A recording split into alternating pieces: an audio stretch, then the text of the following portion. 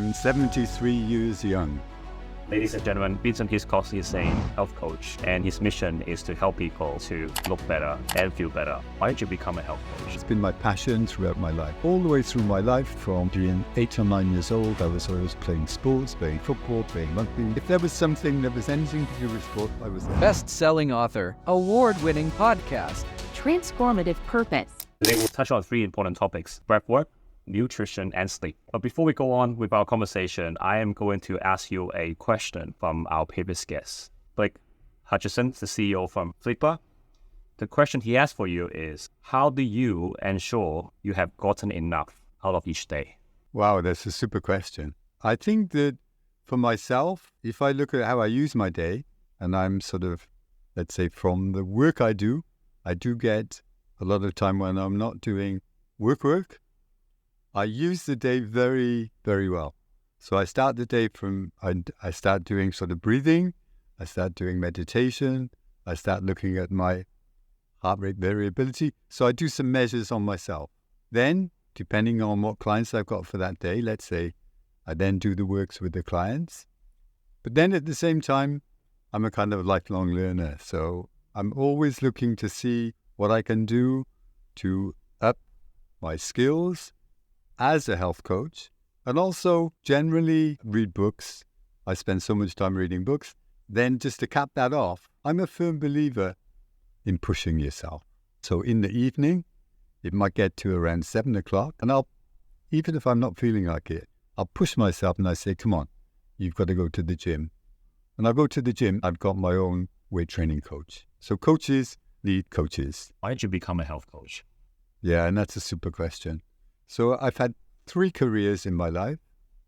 My first career was as a teacher, and I taught maths and physics, and I really enjoyed it. And I got to, I think, around about the 14th year, and always nagging in my brain was, what's it like on the other side? What's it like in industry? And I had a super opportunity because at that time, the British government was actually giving me money to go and do a master's degree. And they were paying for my family at the same time. So, of course, I took the opportunity, went and did a master's degree. Then I got a job in microelectronics, which, before I got the job, I didn't know anything. So I trained as an engineer, then went on to do sales and marketing. And that job lasted 30 years. And that took me all around the world. That brought me to Hong Kong. So that gave me that sort of view of the corporate world, of, managing a team, coaching a team, all those nice things. And at the end of wasn't really the end of my contract. They wanted me to go back to France. And I said, my wife wants to stay here in Hong Kong. They said, no problem. We'll give you a redundancy and you can stay.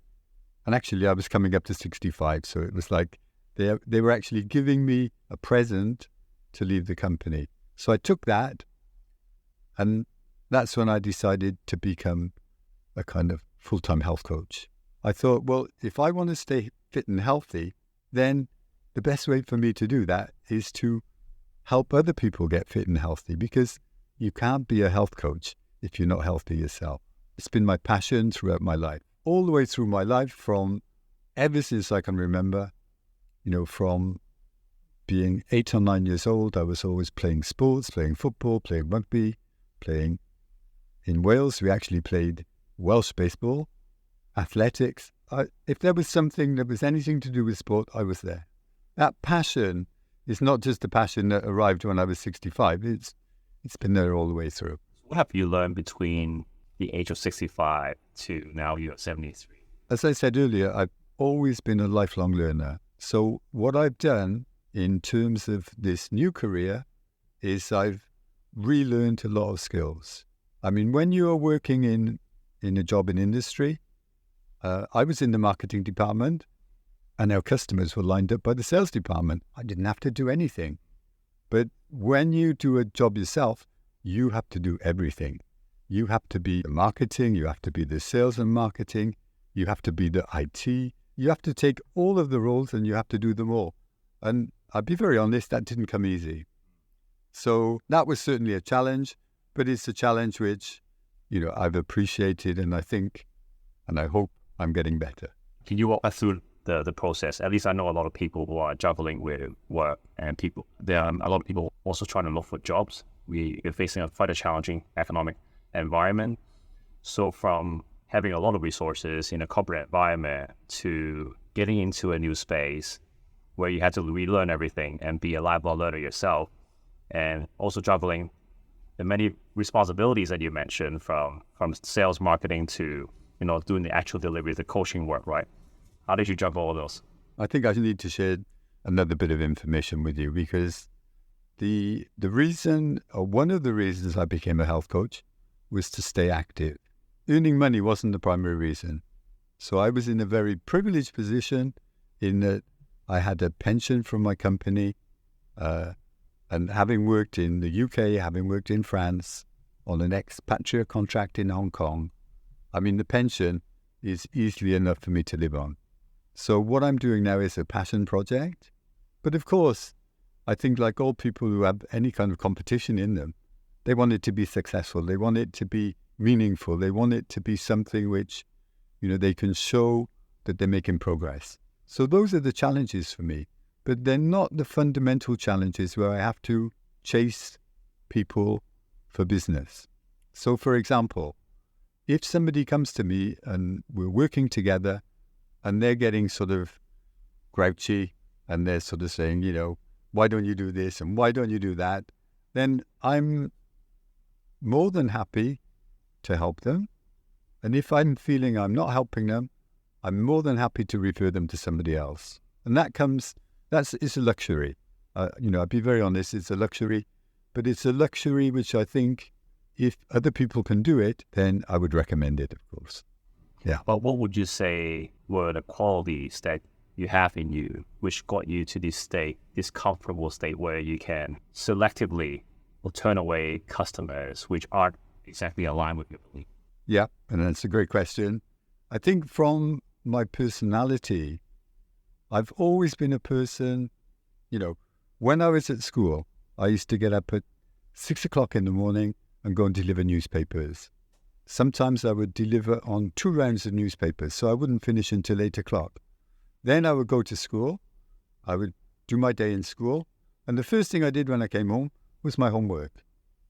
And the reason for that wasn't because I wanted to be the best student in the class. It's because I wasn't allowed out until I did my homework. So I did my homework, and then my mother said, okay, you can go out now. You can go to youth club. You can do whatever you want to. Make sure you're back by a certain time. So that discipline, and I would call it discipline, that discipline in my life is lifelong. And of course, that makes it easier. It's easy for me to push myself now. It's easy for me to push myself because it's not something where really I'm pushing myself. Some people might think of pushing themselves as something that's hard and difficult and unpleasant, but I actually feel it's a pleasure. Yeah. I'm going to be selfish here and ask you a personal question because I'm a father of 2 young children. I learned that you have, a lot of kids and you also have 5 grandchildren. The point you mentioned about discipline, do you see in the next generation? And if not, how do we nurture it? Yeah, again, super question. So looking at my children now, the thing that I've tried to sort of help them with, and of course their mother as well, is for them to be independent. And if I look at all my children now, they're all independent. I mean, children always come back to daddy for sort of money, They always come back and say, oh, can you help me, blah, blah, blah. How do you handle those conversations when they come for money? Do you always give it to them? Within what I can manage, yeah. Because for me, I feel it's a part of my family. It's a part of my life. I don't want to go to the grave. I'd like to go to the grave with like 0 in the bank. Having got to the point where any money that I've got has been shared out before I get to that point where I die. And of course, shared out properly. I mean, my wife would be a part of that as well as the children. Yeah. That's beautiful. Let's talk about why we're here today. Let's talk about health. You mentioned there are 7 pillars of health. Can you tell us what these 7 pillars are? Okay, so in fact, in terms of the pillars of health that I really work on for myself, fundamentally, there's breathing. Okay, so breathing sits, a foundation, and very closely followed by sleep, then nutrition, movement. And movement covers so much, but I'll call it movement. Then mental and emotional health, and then hydration, and that's 6, and I can't remember what the 7th one is. Basically, those for me are the important pillars of health. And the other thing I would say, which I think is really important, they're not independent variables. Most of my customers come to me and they say, look, I need to lose some weight. Okay, so we can work on that, and we start to develop habits that they can help themselves to lose some weight. One of the things that I ask them right at the beginning is, what's your sleep like? Why? Because it's a very dependent variable. If somebody is not sleeping properly, the level of fat in their body goes up. If they're not sleeping properly, it means that their stress is going to be going up. Their mental health is going to be not where it should be. So usually when customers and clients come to me, they come to me with one thing, but then by the time we found the solution, it's meshed across everything. And that is, it's a pattern which I've seen regularly. And even to the point, the example I gave you with respect to sleep is fundamental. If you're stressed, you're releasing more cortisol. If you're releasing more cortisol, the body says, oh my God, what's going on? Hold on to your fat. And it burns muscle. So when you're stressed, not only are you getting stressed, physiologically, you're starting to burn muscle. You're starting to build up fat. And if you're getting stressed about being overweight, then it becomes a vicious circle. How does someone know whether their quality of sleep is good? Yeah, so many good questions. So what I recommend with my clients is they start to monitor their sleep. And even, without using any watches or instruments that they can put in their bed, etc., you can usually tell when you've had a good night's sleep. You just ask yourself when you get up in the morning, how do I feel? And that takes you 60 to 70% of the way forward in terms of knowing what your sleep is doing. If you wake up in the morning, you feel like shit, then you can, straight away you're kind of tense, then you know that wasn't a good night's sleep. So then for the next step, and what I do for myself is that I've got a watch that measures my sleep, and it's one of the first things I do every morning. As I told you, I've got a kind of routine when I get up in the morning. I look at my watch and I see what my score is on my watch. And of course, it's not something that's perfect. It's an indication, but it's really interesting as an indication because, of course, we're in a group called BNI, and on a Tuesday morning you have to get up early. I get up at 5:30, and I look at my sleep for that night, and if I'm good, then I can usually get more than 7 hours, and that's what I aim to do. But then when I look at my heart rate variability, you can see it's starting to get pushed into the sympathetic. It's starting to get pushed into the stress side of the equation. It kind of gives you a score, so you're either central, you're in the sort of sympathetic, or you're parasympathetic.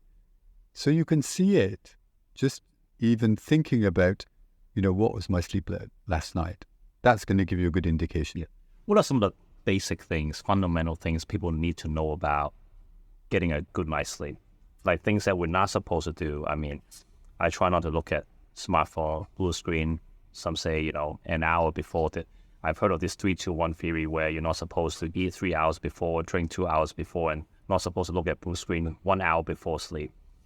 What are some of the basic things that people shouldn't be doing, which would affect, their sleeping pattern, and maybe a few things that people should be doing after they get up.